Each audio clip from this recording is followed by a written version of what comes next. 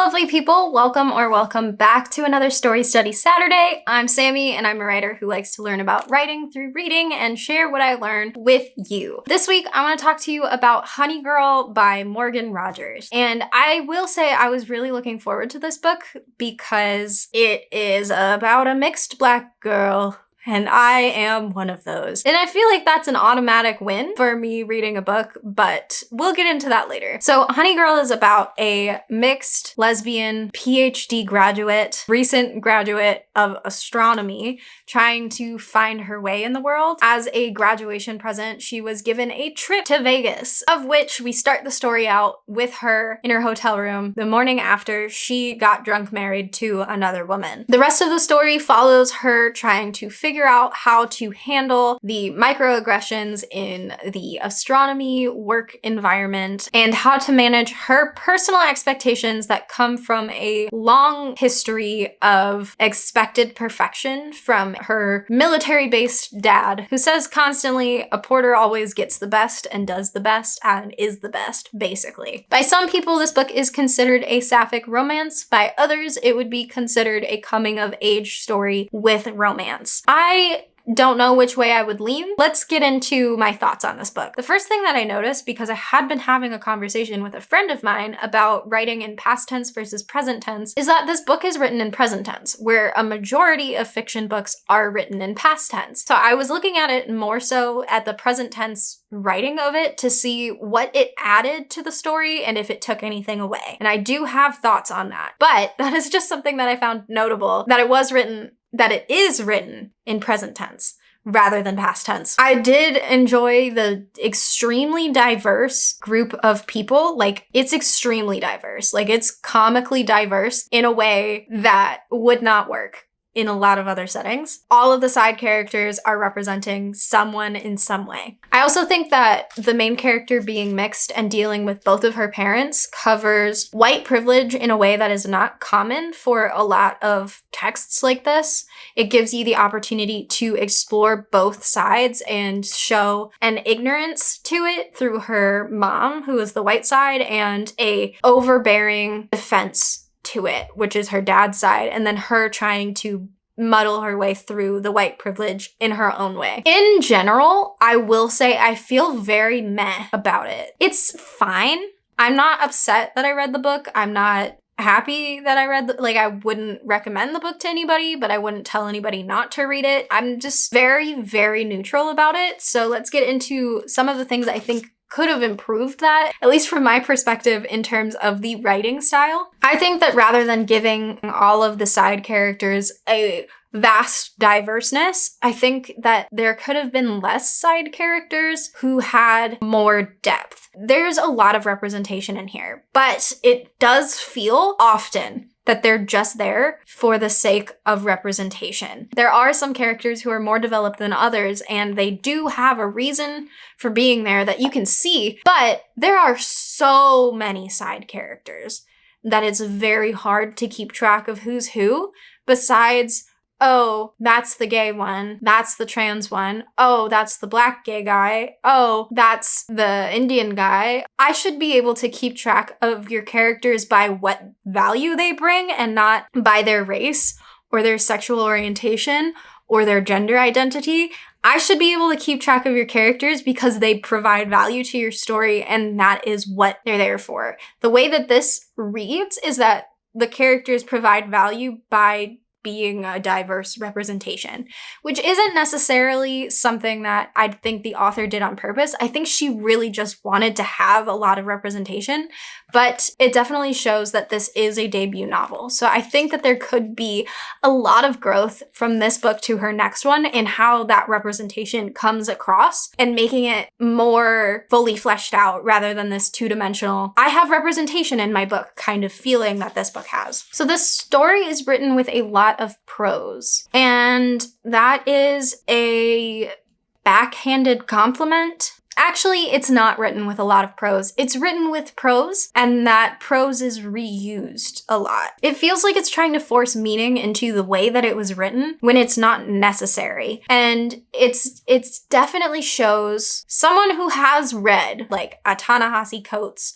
or the likes and has thought, wow, this prose is really great. I want to write like that. Which is totally fine, and there's no reason not to do that. But Ta-Nehisi Coates has a lot of meaning behind it, and the reason why his prose is the way it is deeply connected to what the characters are going through in the stories. And this could have done it if there wasn't so much repetition that the floweriness became corny rather than articulate. Either more prose or significantly less prose. Either way less repetition. There's also a lot of showing, not telling, which is what they tell you to do when you're learning how to write. They tell you to show and not tell. They tell you to do that all the time. But this isn't the right way.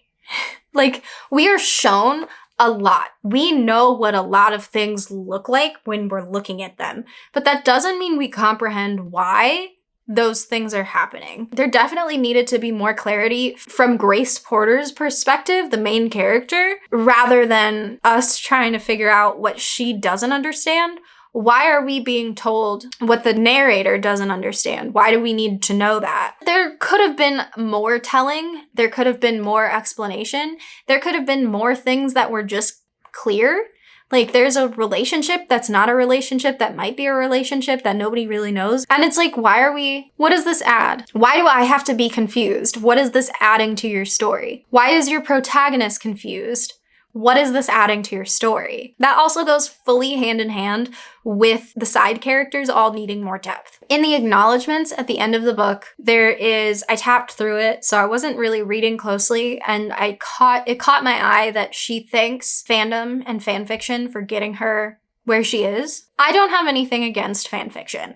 There's nothing wrong with it, in my opinion, so long as you are not making money or using other people's copyrighted worlds, characters, or storylines in your own writing. But I definitely think there are certain things that are tolerated in fan fiction writing that are not the best in published writing. After reading that one sentence where she thanks fan fiction, I realized where things were sticking out to me. Because a lot of fan fictions that I have read have been written in that present tense, and a lot of them take one thing that they really loved from the show or the book, and they work that quote into their story as many times as they can. I think of fanfiction as beginner writers. Even though there are people who could have been writing fanfiction for decades, I don't think of it as advanced writing, personally, because that's not what I've read. And when I attempted to write fanfiction that was never published and was totally lost on an old computer, I was very much so a beginner writer. And it was more so an exercise, and I look at writing fanfiction as a writing exercise that should help you develop as a writer, but it shouldn't become your standard for writing. This book definitely has aspects to it that I would not be surprised to see in a fanfiction, but I am surprised to see in a novel. So that is something to note, that there are certain things that don't come across as well outside of fanfiction, technique-wise. As for what we can learn from this book, I think I definitely learned more about writing in present tense, and I think it lacks a lot of what past tense has to offer. Now, I studied cinematic arts in college with a certificate in creative writing, so I did a lot of screenwriting, and screenwriting is written in present tense. It's written as these things are happening as the camera is looking at it. It's not in past tense ever, unless it's in the dialogue. But I naturally write in present tense. It's something I have to actively turn off because I've written so many screenplays throughout the past few years.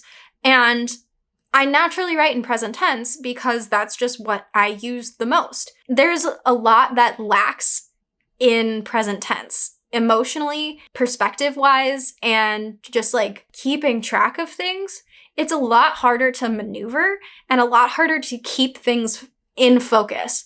Because when something's written in past tense, the way that it's told is that everything that is being told has already happened, even though it's happening in the moment in the book. The way that it's written tells our brain that this has already happened. So what we're reading is important because it's already happened and we're being recounted it. So what is important is being told to us. So we get a little bit deeper trust in the writing when it's written in past tense than we do in present tense. I also think that we can learn that diversity in a story is important, and the depth of the characters that are there for diversity's sake is just as important as having a diverse cast of characters. Because the worst thing you can possibly do is just throw some ethnicity into your story and have it just be there, because it can be. So keep in mind that diversity is important, but so is having fully fleshed out characters. So if your characters come from a certain background, why do they come from that background? How does that background influence how they interact with the story? How do they interact with the main character?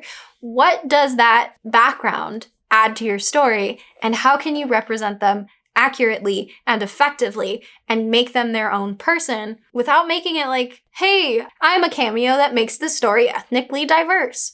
Because that's not ideal. At that point, you just shouldn't describe anybody's race. And then everybody will just attribute that all of the characters are white, which is not a good system to have in place. Okay, never mind. That is all that I've got for you today. If you enjoyed this video, please hit the like button. Let me know in the comments down below what you thought of Honey Girl. I really wanted to like it, and I'm so meh about it. Did you guys notice that it was written in present tense? I'm curious, because I don't know if I would have noticed if I hadn't just been talking about it before I started the book. If you noticed, did it take you out of the story? Let's have a little book chat down below, and make sure you hit that subscribe button and the notification bell next to it if you don't want to miss any of my uploads. I'm here every Tuesday and Saturday for Writing Tip Tuesdays and Story Study Saturdays, so I will be back on Tuesday with you guys again.